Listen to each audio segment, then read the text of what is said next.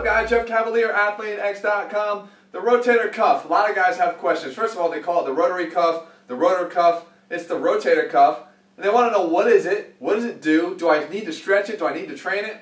Well, firstly, let's take a look at what it actually is. If you look here, in on the skeleton, the rotator cuff is not a single muscle group. It's made up of 4 muscles, 3 of which are going to externally rotate your shoulder. And that's going to be a really important thing when it comes to your training.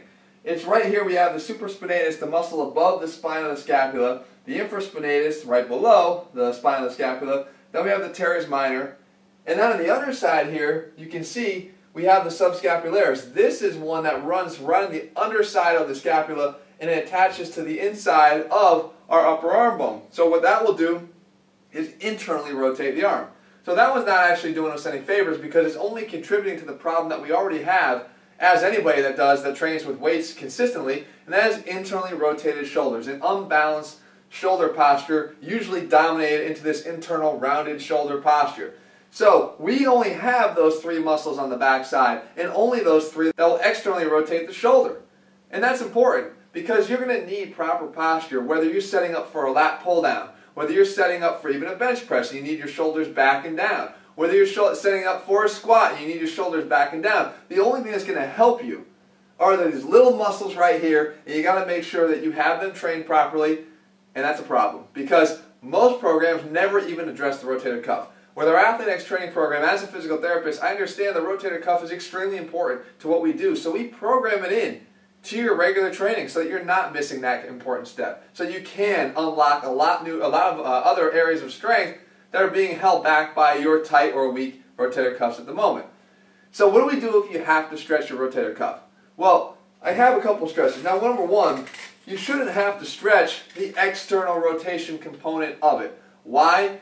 Unless you're suffering from trigger points in your muscles like the supraspinatus and the infraspinatus, which can happen. You're never going to really deal with tightness in your external rotators because remember, we talked about they're usually on stretch, just weak and on stretch. The one that is going to cause you problems is going to be your subscapularis. So we can do that with a golf club or a broom handle, anything. You basically take a golf club or a broom handle, whatever you have, you hang it right over your shoulder as if you're carrying a jacket. Okay? Then you take your arm, you put it at 90 degrees with the club still in your hand. Okay? From here, it should be almost dissecting your bicep. You grab onto this club from underneath, and you pull up and back. And you're now pulling your shoulder right into external rotation.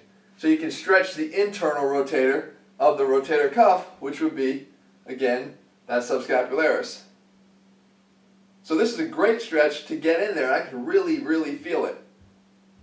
If you should need to stretch your external rotators, you have to remember to do that, you got to go in the opposite direction. You got to get into internal rotation. And we can do that by taking our hands, as I'm going to show you here in this stretch, putting them right on side your hips, okay, the backs of your hands.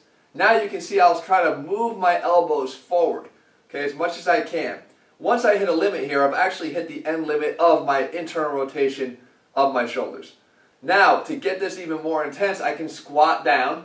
You can see I'm now putting those elbows, as if I can, inside my knees. And once I've got them inside the knees, I can use my knees to actually drive the elbows in a little bit more, a little further into passive internal rotation. That can give me a pretty good stretch. And again, you're only going to feel this if you're somebody that tends to carry a lot of stress in through your back, trigger points that will reside in that infraspinatus and supraspinatus and teres minor, and it will feel good and you're going to want to address that. But I can tell you long term, the big thing you're going to want to do is strengthen these. We have a video, I'll link it right over here, about strengthening the rotator cuff and a little bit more about the importance of why we want to do that. I can tell you most workout programs never address the rotator cuff. As a physical therapist, I realize the importance that these muscles play and the fact that these are the only 3 friends we've got. These are the only 3 allies we've got to combat against all this internal rotation that we're creating with the rest of our upper body pushing and pulling workouts. So we need to make sure that we don't overlook these. And of course, guys, we don't do that. In ATHLEAN-X, we make sure we address it all. It's what training like an athlete is all about. If you haven't already, guys, and you're looking for balanced shoulders, and you're trying to develop upper body strength without creating imbalances that are really hard to overcome, I would head to ATHLEAN-X.com right now and check out our ATHLEAN-X training system. It's what we do to create balanced bodies, athletic bodies that not only look great, but perform great too. That's what it's all about, guys. If you want to look like an athlete, You got to train like an athlete, and it starts right here. And don't overlook any muscle, no matter how small it is. They're all important, or they wouldn't be there in the first place. Alright guys, if you found this video helpful, make sure you leave a thumbs up below and some comments, and whatever else it is that you want to see, let me know. And of course, I'll make a video on it in the weeks ahead. See you soon.